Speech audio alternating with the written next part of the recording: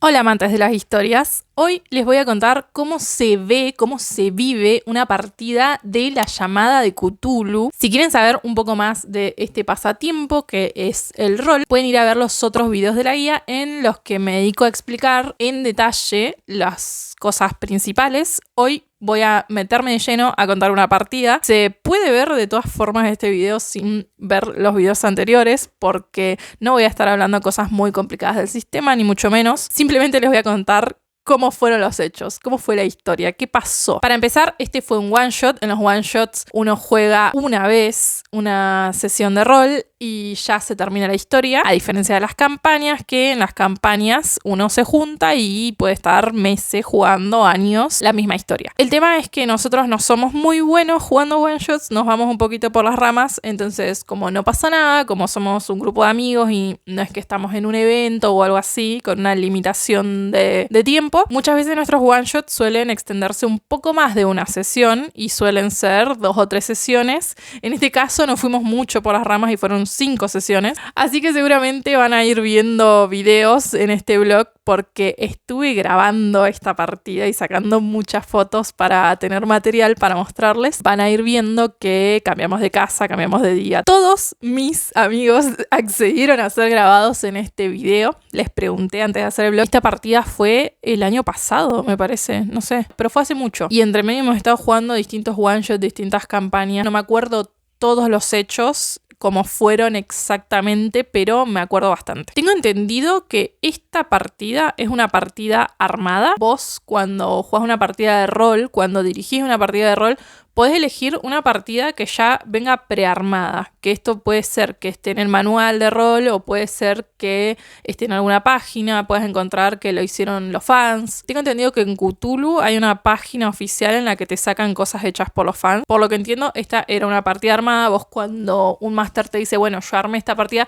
no sabes hasta dónde es todo lo que está armado y hasta dónde es lo que le metió mano el máster. Este máster, que si está viendo le mandamos un beso, es una persona muy buena para dirigir este tipo de one-shots. Por lo menos a mí no me funciona dirigir partidas ya armadas, a mí me funciona más armarlas, pero es todo, tenés que manejar cierto level dirigiendo para ver una partida armada y poder llevar el ritmo con los jugadores. Y este máster todos sentimos en la party que destaca por eso, por saber llevar bien el ritmo, por que cada uno de los elementos de esta partida que vamos a jugar se puedan vivir, se puedan sentir. Aprovecha muy bien todos los recursos. Y esto se nota a la hora de jugar. Cuando decidí grabar y todo para hacer un vlog, no sabía que iba a pasar esto, pero fue una de las mejores partidas de Cthulhu que he jugado. Cerrando la introducción, vamos con la historia. Los personajes eran primos que habían perdido a su queridísimo tío millonario. Esta era una familia extremadamente disfuncional y todos fuimos un fin de semana a la mansión del tío porque nos iban a leer el testamento. Así inicia esta historia, todos cayendo como buitres a ver qué nos había tocado. El tema es que para añadirle mucho más jugo a la historia, no sé si esto ya estaba en la partida armada o si lo metió él, pero algo que le metió muchísimo jugo a la historia es que cada uno de los personajes tenía un secreto. El personaje que yo estaba interpretando, dato, los personajes no los creamos nosotros, nos los dio el máster para jugarlos, elegimos de entre todos los que el máster había creado. A mí me tocó jugar con una actriz, para ponernos en contexto. En Cthulhu estábamos jugando en 1920, todos íbamos a tener un gran secreto y este secreto tenía que ver con dinero, tenía que ver con que necesitábamos la fortuna del tío, necesitábamos quedarnos la fortuna para nosotros solos. Necesitábamos quedarnos con toda la fortuna del tío, por alguna razón. Y el máster nos había dejado demasiado claro que la fortuna era tan grande que podíamos hacer lo que quisiéramos. O sea, teníamos como la vía libre para eliminar a todos nuestros primos si queríamos. De alguna forma íbamos a poder taparlo con toda la plata que teníamos. El máster nos fue sacando uno a uno para que los demás no escucharan los secretos y nos fue contando. Mi secreto, el secreto de esta actriz, es que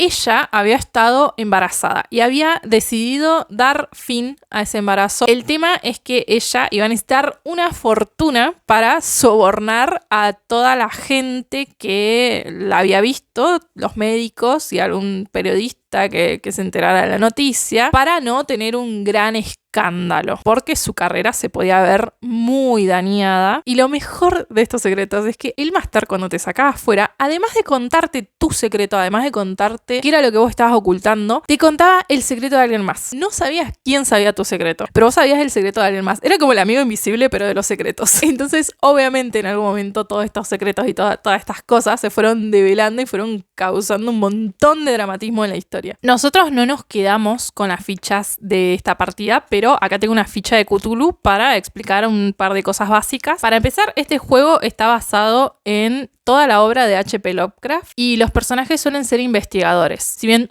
todos son investigadores de alguna forma, todos son tipo detectives aficionados, todos tienen una cosa especial, una profesión, como por ejemplo mi personaje, que era actriz. Ya les voy a ir diciendo los roles del resto de los primos, pero primero vamos a ver unas cositas básicas de este juego. Acá tenemos los datos principales, tenemos el nombre, la profesión, si tienen algún título, dónde nació, si es relevante para la historia. Bueno, trastornos mentales, porque vos podés ir adquiriendo trastornos mentales, porque este juego va mucho con la cordura, con la salud mental. Hay cosas que vos podés llegar a ver que te pueden trastocar mucho. Bueno, el sexo, la edad y bueno, acá tenés características básicas que si han jugado algún juego de rol saben que la mayoría de los juegos tenés características básicas que son fuerza, destreza e inteligencia, y de esas van a derivar otras características que son las habilidades. Hay muchos juegos que tienen este tipo de ficha. Acá las habilidades son, por ejemplo, buscar libros, es una habilidad muy importante. En una biblioteca, por ejemplo, buscar algo relevante, algo que te pueda llegar a servir para lo que vos querés investigar. Bueno, cerrajería para abrir puertas, conducir automóvil. Este es muy importante, más que nada al final, porque muchas veces en los juegos de rol, hablé mucho de esto en el video Más allá de dragones y mazmorras, en los juegos de rol de fantasía vos sos un héroe, sos un personaje que se va a enfrentar a las situaciones. Bueno, en Cthulhu no, en Cthulhu vos tenés que huir. Y conducir suele ser una habilidad muy importante, porque si tenés un auto y sabés conducir vas a poder huir, pero si estás todo nervioso con un bicho que te está corriendo, es muy probable que choques y que salga todo mal. Pues tenés habilidades como escuchar, por ejemplo. Esta sirve si estás en una habitación y querés pegar el oído a la pared y escuchar lo que están diciendo en la otra habitación. Medicina, que es, bueno, este personaje, por ejemplo, es un médico. Nada que ver con la historia, pero es la ficha que encontré. Después tenés ya habilidades como psicología para ver a una persona y saber si te está mintiendo o no, analizar las expresiones. Y una habilidad que está muy buena, que están en las armas de fuego, tenés por ejemplo escopeta. Voy a explicar solo para que lo sepan, porque yo no voy a estar hablando de esto en el video, no voy a estar contándoles todas las tiradas, pero más o menos para que se den una idea de cómo se llegó a ciertas situaciones en esta historia. Vos en Cthulhu jugás con un porcentual, con un dado de 100. Un dado de 100 en rol son estos dos daditos que uno tiene la decena y el otro la unidad.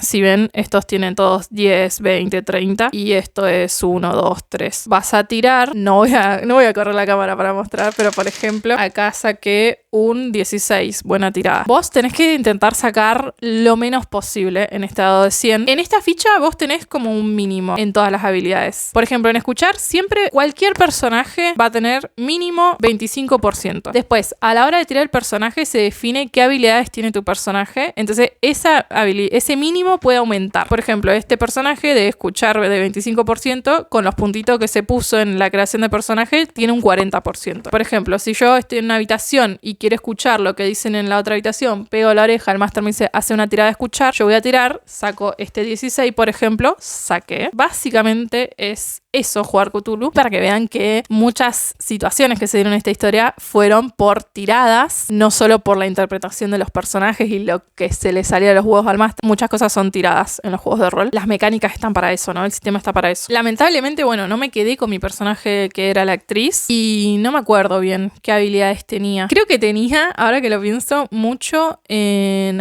una habilidad, en persuasión o algo así, no sé, porque yo era muy buena para convencer a los demás de las cosas. Puede actuar y fingir cosas. Bien, volviendo a la historia. Nos encontramos en la mansión del tío, que estaba media alejada de un pueblo, y además de que todos estábamos como buitres sobre la fortuna del tío, estábamos bardeándonos, o sea, estábamos insultándonos, pero nos estábamos insultando de una forma muy educada, porque nosotros éramos gente de clase alta. Fue muy divertido tirarnos insultos mientras teníamos un whisky o un puro. Ahora les voy a contar quiénes eran mis primos. Teníamos un diletante, que es una persona muy adinerada. Piensen que según el rol que vos tenés, como a mí me pasaba con la actriz, que era muy buena convenciendo a los demás a hacer cosas, según el rol que tengan estos personajes, también van a tener sus habilidades, ¿no? Después teníamos un universitario, que era el más joven de la party, un médico que andaba para todos lados con su maletín de primeros auxilios, un abogado y una vieja que realmente no me acuerdo qué rol tenía, pero en palabras del máster era una viuda serial, ya había pasado por varios maridos. Estos eran todos primos que interpretaba un jugador. O sea, yo interpretaba a la actriz, un compañero interpretaba al diletante, otro interpretaba al médico y así. Todos jugadores. Pero había un primo extra que interpretaba al máster. O sea, un primo que era un NPC. Este era un tenista.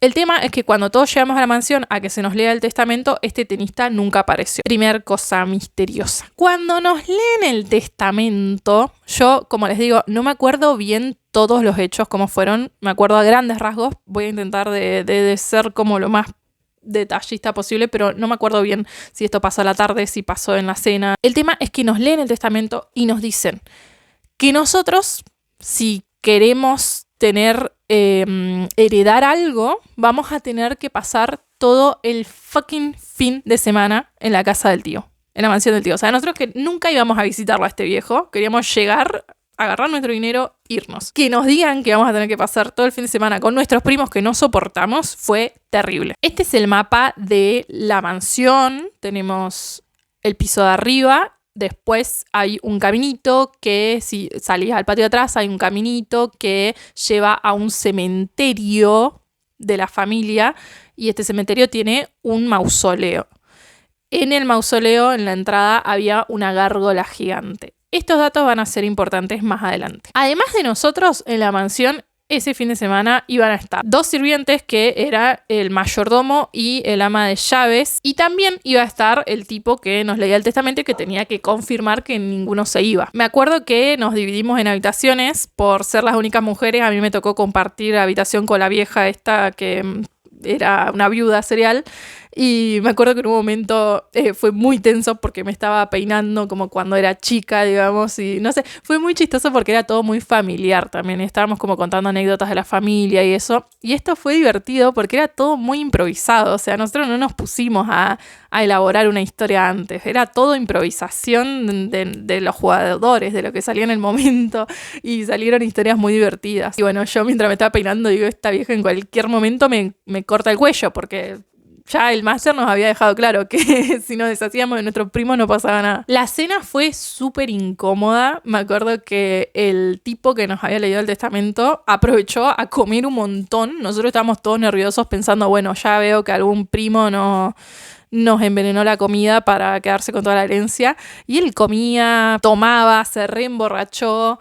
El tipo estaba como, bueno, listo, comida gratis. Después de la cena yo empecé con lo que era mi gran plan para hacer que mis primos abandonaran la posibilidad de heredar. Yo quería que todos se fueran de la casa, que huyeran despavoridos. Lo que no sabía es que mi plan no iba a estar muy alejado de la realidad. Yo le pregunté al máster si podía hacer esto porque, o sea, lo saqué de vuelta afuera y le dije, ¿puedo hacer esto? Porque cuando hay un one shot, como que vos no te puedes desviar mucho de la historia. O sea, se sabe que cuando juegas un one shot, como que tenés que seguir la trama porque no hay tiempo para desarrollar historias paralelas como puede suceder en una campaña. Y me dijo que sí, que le siga para adelante, que estaba bueno. Mi plan era el siguiente: para que todos se mearan de miedo, yo iba a hacer de cuenta que sabía algo del tío. un secreto oscuro. El tío había estado metido en un culto y este culto lo había desvivido.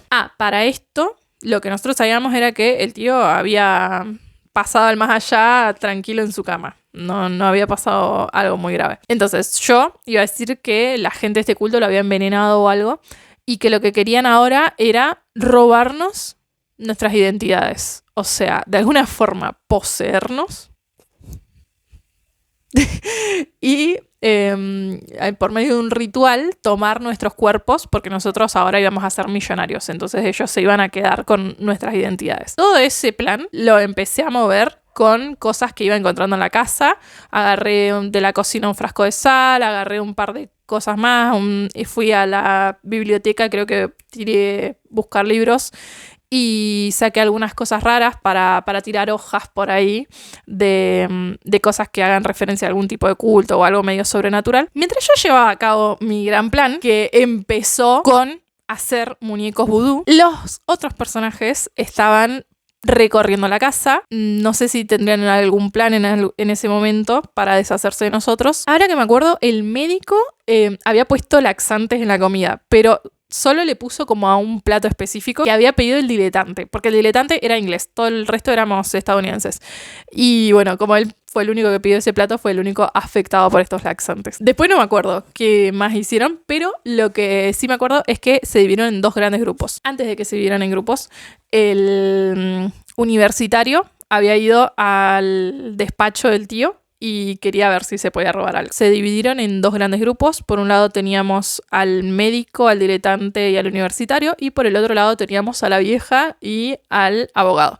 Yo estaba sola intentando poner paranoicos a todos. Hice estos muñecos vudú, tuve que tirar artesanía, algo así, para que se parecieran creíbles. Empecé a dejarlos abajo de las camas de todos. Recuerdo que con la sal dibujé como unos símbolos raros y puse los muñecos arriba. Entonces era como, ¿vieron? Cuando nos vayamos a dormir nos van a poseer estos cultistas y algo así. Logré hacer que algunos me creyeran, porque yo dije que lo había encontrado abajo de mi cama primero, después fuimos a la casa, vamos a tu cama, vas a ver que está, le dije a uno de los jugadores, levantó y obviamente estaba ahí, creo que se lo creyó, o sea, se lo empezó a creer en ese momento. Pero bueno, más que hacerlos huir despavoridos, era como que los hacía sentir más curiosidad sobre eso por el momento. En algún momento, la vieja y el abogado descubrieron que las paredes eran huecas. Habían pasadizos secretos por toda la mansión. Y esto como que ayudaba un poco a mi teoría de que habían cultistas escondidos en la casa. Cero paranoia, cero pensar, estoy jugando Cthulhu, tengo que intentar averiguar lo que realmente está pasando. Estaba súper emocionada con el tema, me voy a quedar con toda la fortuna. Los personajes empezaron a investigar, hicieron una investigación tremenda. La partida tenía muchísimo de dónde sacar. Habían hojas y hojas y hojas que se pusieron a leer. El diletante y el universitario estaban leyendo y leyendo y leyendo las hojas que el máster les iba pasando de información que encontraban en distintos lugares sobre lo que realmente estaba pasando en la casa, sobre lo que realmente podía llegarnos a pasar más adelante si no actuábamos. Y se habían leído tanto esas hojas que ya se las sabían de memoria. O sea, en algún momento se le explicaron todo al médico y fue así como de taquito porque ya lo tenían todo fresco. Y bueno, estaban elaborando un montón de teorías al respecto. Yo no me enteré de eso hasta bien avanzada la partida, así que voy a hacer de cuenta que esta historia está contada desde mi perspectiva, así que lo voy a contar más adelante lo que estaba pasando. El tema es que ellos tenían un montón de teorías, pero no podían cerrarlas porque había un libro que habían encontrado la vieja y el abogado que estaban en el otro grupo y no podían cerrar la idea porque les faltaba ese libro. En algún momento de la noche descubrimos algo terrible, una escena grotesca. El tipo que nos había ido a leer el testamento, que se había acostado en su dormitorio, había sido brutalmente desvivido, tenía todo el pecho abierto. Esta escena hizo subir la intensidad de la partida. Todos empezamos a decir qué está pasando. Yo digo, bueno, al final, ¿qué carajo? ¿Fue alguno de nuestros primos que ya empezó a deshacerse de todos? ¿O algo más está pasando? Todos súper paranoicos. En ese momento mi personaje también súper paranoico y diciendo, bueno, tengo que seguir adelante con este plan porque necesito esa fortuna. En un momento fui al mausoleo que les contaba para hacer de cuenta que era la base de este culto. Mi idea era dibujar un símbolo gigante y hacer de cuenta de que ya tenían casi todo listo los cultistas. Tengan en cuenta que en el medio de esto hay, como dije, un montón de tiradas para que la historia se desarrolle, un montón de descripciones del máster que nos describían en detalle cómo eran las cosas. Yo entré al mausoleo y bueno, era tremendo el lugar. Yo empecé a dibujar este símbolo gigante y justo mis compañeros venían al mausoleo también. Eran el grupo del médico, el diletante y el universitario. Lo que a mí se me ocurrió hacer para que me creyeran lo del culto, porque era como, ¿qué haces acá?, fue golpearme a mí misma. Me golpeé a mí misma y fingí que la gente de este culto, que solo yo había visto, yo sostenía que solo yo los había visto, me habían golpeado y me habían dejado media tirada en este coso, en este ritual semi-hecho que yo había estado dibujando en el piso con sal. Y de alguna forma, gracias a las tiradas, gracias a mi actuación, a mi interpretación, me creyeron. Y esto ayudó mucho porque, cosa que me enteré después, ellos tenían pensado desvivirme en ese momento. Se querían quedar ellos 3 con la fortuna. Seguramente se iban a traicionar más adelante, pero por el momento eran ese grupo de 3 en estos Juegos del Hambre. Gracias a la fortuna de las tiradas o a lo que discutieron en ese momento, porque tuvieron unos segundos para discutir, me admitieron en ese pequeño grupo. Los chicos que sí estaban haciendo bien su trabajo de jugadores se pusieron a investigar el mausoleo. Encontraron un pasadizo secreto, nos metimos bajo tierra y en ese momento las puertas del pasadizo que habían quedado arriba se cerraron de golpe. Todo estaba oscuro y escuchamos, rondando por este pasadizo, la escalofriante risa de nuestro tío. No, ahí salimos todos corriendo. El tema es que yo me acuerdo patente que esto fue en una sesión y terminó esa sesión ahí. Tuvimos que esperar una semana para saber lo que iba a pasar. Bueno, acá se descontroló todo. Esta fue la última sesión. Tuvimos que hacer un montón de tiradas, pero llegamos corriendo a la mansión. Salimos y acá empezaron las traiciones. Empezaron los tiros, empezamos a hacer una masacre. Todos los personajes se empezaron a disparar. El abogado traicionó a la vieja, creo que fue la primera en caer. El diletante traicionó al universitario y lo empaló. El ama de llaves nos empezó a atacar. Se fue todo al carajo. Yo de alguna forma salí viva de esto. Lo que pasó después fue terrible. Quedamos en pie. El diletante, el médico y yo. Para esto, trama aparte, la vieja y el abogado habían descubierto el auto de este primo tenista que nunca apareció. Se dieron cuenta que este primo había sido el primero en llegar. Volviendo, estamos solo en pie, nosotros 3,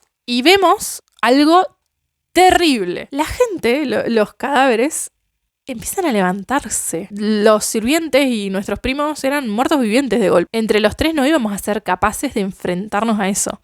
Aparte ya estábamos, después de la pelea, la mayoría estábamos re mal, tanto física como mentalmente. Salimos corriendo porque ellos, que sí tenían la data de la historia, habían llegado a que todo conectaba con una licorería, las instalaciones de una licorería, de una fábrica, que estaba más atrás del mausoleo. Entonces salimos corriendo en esa dirección, sabíamos que si algo estaba pasando ahí. Cuando pasamos cerca del mausoleo, la gárgola gigante no estaba en la entrada. Seguimos corriendo, llegamos a esta licorería y vemos que viene una bestia. Viene la gárgola, que seguía órdenes todavía de su dueño, del verdadero heredero, del dueño de la fortuna que nunca había dejado de ser el dueño. Seguía órdenes ni más ni menos que de nuestro tío. Cuando vas a decidir entre un par de personajes a quién atacar, para no tomar la decisión como máster, lo que haces es una tirada. En este caso éramos 3, entonces se tiró un dado de 6 y hicimos 1, 2, 3, 4, 5, 6. Si tocaba 1, 2 era este personaje, 3, 4 este personaje, 5, 6 este personaje. El tema es que me tocó a mí. Y la gárgola me agarró, me levantó y me llevó volando. Y yo vi cómo se alejaba la mansión, cómo se alejaba mi posibilidad de tener esa fortuna. Y después caí. ¡Pra! Y ahí se le apagó la peli a mi personaje. Ahí terminó la historia para esta actriz. El diletante y el médico, que seguían vivos, se metieron a estas instalaciones y descubrieron algo muy horroroso. Nuestro tío, básicamente voy a contar la historia. Ellos se la fueron entrando a poco. Nuestro tío tenía el plan de vivir eternamente, ser millonario eternamente. No tenía la intención de darnos ni un solo centavo. Y el plan era desarrollar un ritual. Bueno, por eso les digo, mi plan no está de hacerlos creer que todo era parte de un culto, no estaba muy lejos de la realidad. O sea, tema de los rituales y eso, porque el tío estaba llevando a cabo un ritual returbio en el que necesitaba corazones de su sangre, o sea, de sus herederos. Y su idea era robarnos los corazones, manipulando a estos sirvientes que tenía en la casa y llevándolos a una olla en la que se encontraba él, que ya era todo grasa y piel. Todos estos corazones lo iban a hacer renacer como el señor tenebroso. Cuando entran el diletante y el médico se encuentran con esta situación, tienen que tirar inmediatamente a ver si zafan la tirada de cordura. En Cthulhu las cosas tienen mucho que ver con la mente, con cómo enfrentás este tipo de situaciones. Cuando tiran, el médico falla la tirada y cayó en una locura que es la más terrible de Cthulhu, que es la locura suicidio-homicida. Que vos, si fallás la tirada, podés llegar a querer desvivir a tus compañeros o desvivir a cualquier cosa que te cruces o desvivirte a vos mismo. Entonces cayó en esto y le fue a disparar al diletante.